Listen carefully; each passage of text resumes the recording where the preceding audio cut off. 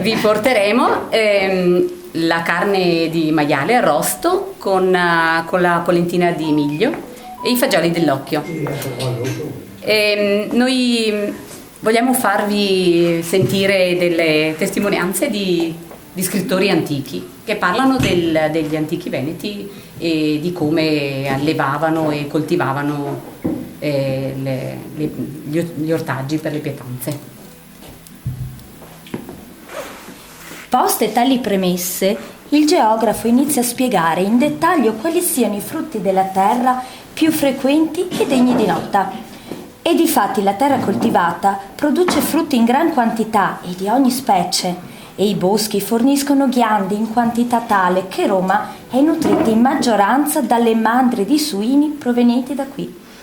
Poi la terra è anche produttrice di miglio, in modo eccezionale, grazie all'abbondanza di acqua.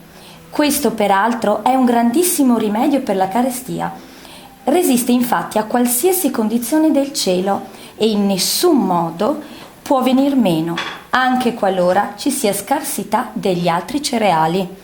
Pertanto viene annoverato in primis il grande quantitativo di ghiande, frutti che alimentano i suini, allevati per il fabbisogno alimentare di Roma e che sono prodotti dai boschi di querce. Questi alberi d'alto fusto sono presenti non solo in macchie di pianura, come esposto da Polibio, ma anche lungo gli argini dei fiumi. Lo descrive Virginio nella affascinante metafora già considerata in cui i pennacchi di due guerrieri sono paragonati alle chiome delle querce, nate presso il Po o l'Adige.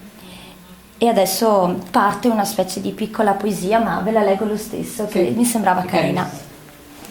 Essi stessi all'interno e a destra e a sinistra si ergono davanti alle torri, armati col ferro e brillanti di pennacchi sulle alte teste, come aeree, intorno a fiumi che scorrono, o rive del fiume Po o presso l'ameno Adige.